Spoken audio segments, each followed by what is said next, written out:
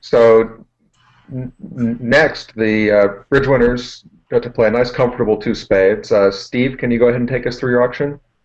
Sure. I mean, my one heart overcalls routine, and after West bid two clubs, Gavin and I played new suits or non-forcing, and you have to jump to force, or you can make a responsive double. So Gavin chose to bid two spades. I think he was probably planning on bidding three diamonds, assuming they bid three clubs. And I had a decent hand for game over a constructive two spade bid, and I might have bid two no trump.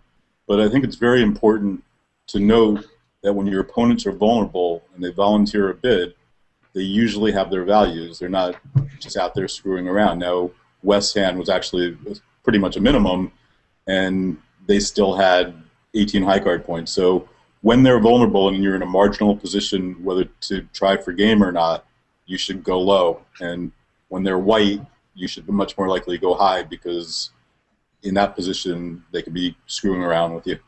So my pass was based on the vulnerability. Yeah, and as far as my two spade bid, I didn't think that this was much of a choice. Like I really my hand I don't have a fit yet, and I know that spades are sitting over me on the left more likely because they didn't make a negative double or bid in bid a no trump. I don't know what their methods are, but usually when they raise a minor, they're just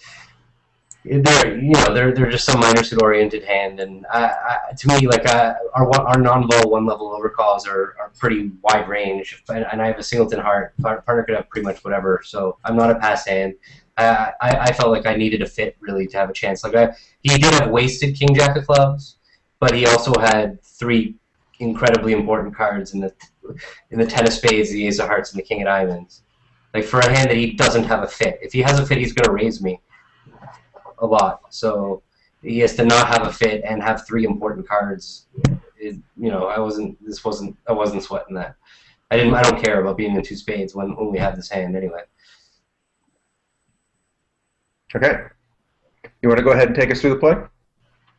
There wasn't really all that much to the play. They let a diamond, which looked like, I thought that they had both majors because they didn't bid a no trump, and so I just won it and went over to dummy I went over to dummy just because it looked like I'm never going down. I didn't really put all that much thought into this hand. It felt like I'm never going down. Although I ended up putting myself in a pretty annoying spot where maybe I could have, but so perhaps I should have just let a trump out of my hand, a trick two or whatever. But I thought I didn't want to let West in because I knew that they were going to give their partner a diamond rough. So I went to dummy and let a spade and yeah, ended up making 11 tricks. Okay. So after your spade finesse loss, they underled the club and you won. Pulled more trumps, and at this point, there's nothing they can do to you, right? Yeah, right. Just drew trumps and finessed the diamond through the known long diamond hand. Okay, so you scored plus 200 on this hand. Now, so this is one of those, highly competitive auctions where, anything could happen from you defending to you making a game. How in general do you feel you're doing when you score a plus 200 on something like this? Does it feel like a loss to you? Does it feel like yeah, this is the normal thing, I don't even just put it out of your mind? How does it affect you psychologically? Well, when I saw the hand, I wasn't even sure you're making game. I don't even know if you make game on this hand if they just lead hearts, or clubs, and for that matter. So I wouldn't. It's not. I actually feel like I could have won a swing way more. I wouldn't expect a singleton diamond lead against four spades. So I would be I would very much doubt that I'm going to be comparing against minus 590 at the other table. Okay. And I say 590 because I would hope my teammates would manage to take a piece of the slow auction to four spades with the ace, queen, 8, 7 of trumps and an ace sitting over the spade bidder. So I certainly would. Yeah. I think in general, if you miss a touchy white game that may or may not make, you don't really sweat it at all. You get a little bit more nervous if you miss a touchy red game that might make. So you just kind of move on and know that the ball is, that you may win imps, you may lose imps, but it's not going to be drastic. Whatever happens when you're white, it's a nifty game. Okay. Anything else before we move to the other table? Okay. So the other table started the same, except Jason, you chose to bid 2-no trump over 2 spades. Can you tell us about that? I could get tortured enough yet this session. So. Mystery bid. Well, no, 2-no is somewhat of a multi-way shot. Pretty sure we didn't play 2-no since we hadn't discussed, or good bad 2-no since we hadn't discussed it. That would be a good indication that you don't play good bad 2-no. We also did not play Namyats because we didn't discuss it. When I opened 4 clubs, I think that'd be a weird good bad spot. But I wanted to kind of buy the hand in 3 clubs here too, and then I also kind of had a natural 2-no bid. I guess the worst thing that would happen is he'd raise me, and if we get doubled, we could probably run to 4 clubs and be okay. That's not ideal, but. Be honest, did you think 2 clubs was inverted? Was that what you were? I don't think so. It was a little while ago now. Because you said you had a natural 2-no bid, and I think most people would think 2-no was on the high end of a strong no trump, or a 2-no rebid in this type of auction. Or right, maybe an off-shade I realized that shortly after I bid it, that I'm not trying to make many values. So you sort of had a natural 2-no. You had some stoppers. And so when I guess all's well then went double 3 clubs, and they got to play where I wanted to play. You scared them. I mean, what could I even say about this auction? This came on the heels of that 3 spade cubit. Oh, it's going to be like that, is it? Okay. All right. The thing I'm loving about all this is, Jason, like, anytime you could torture Jake bidding, I feel like that is just so... I totally agree. I don't know why... Without a doubt, this was the best bid of the match so far. Yeah, I think that and 3 spades were like 1-2. I'm not sure which was better. Just the torture that you must have put him through. I just wish there was a video camera on him. Well, yeah, the 3 spade bid got me looking one way, and then the 2-no just came from the other direction and just knocked me to the floor. What did we do?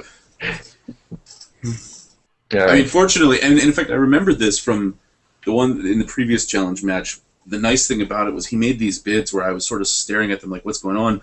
But my actions were totally forced. Right? So, not the 4-heart bid from this round, but on this hand, like, what am I going to bid but 3 clubs? Like, no matter what 2-no means. Right? I have, like, the worst hand ever. What's that? You might have passed thinking you were making it, thinking he had a strong hand. I mean, he would have run anyway, but you still might have passed.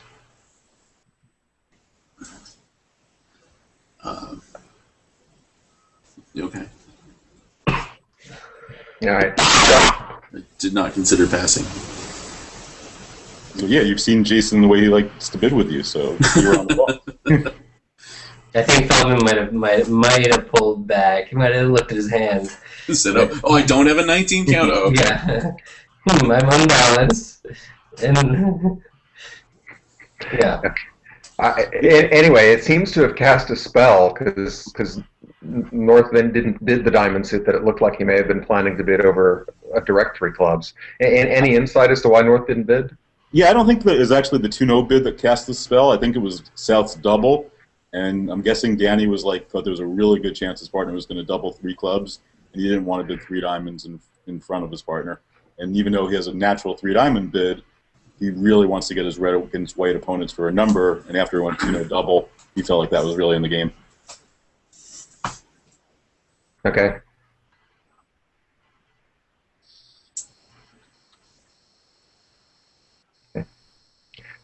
Jason, can you take us through the play? Sure. I think they led the 10 of spades, which I won, and then I realized I need to get my communication going, so I can rough diamonds in my hand, and I could see most likely once North got in, they were probably going to lead a heart over the ace and give a heart rough, which actually I did not mind so much, since that's my biggest threat is losing trump tricks here. So you played a diamond. Right. It would also get rid of my heart loser as well. So, or my second heart loser. The diamond ensured you couldn't get two. They couldn't get two roughs. Right. As well. It cuts their communication and opens up my communication. Okay. So then a heart, and then as you predicted, a heart rough, and then that was it for their communication. Right. And then so I banged down the ace of clubs, trying to basically just draw trumps at this point because I just needed to ruff one more diamond and I was pretty much good. A little bit to my surprise, Norch showed out, so I knew now he had two singletons, but the hand was more or less open at this point, so I could go ahead and after playing one round of clubs, I could cross to the king of hearts, ruff a diamond back to my hand, and play the queen of hearts, discarding the last diamond and play. And then you don't even need your extra spade trick. Right, just in case North had 7 spades. As the saying goes, the play was a lot better than the bidding.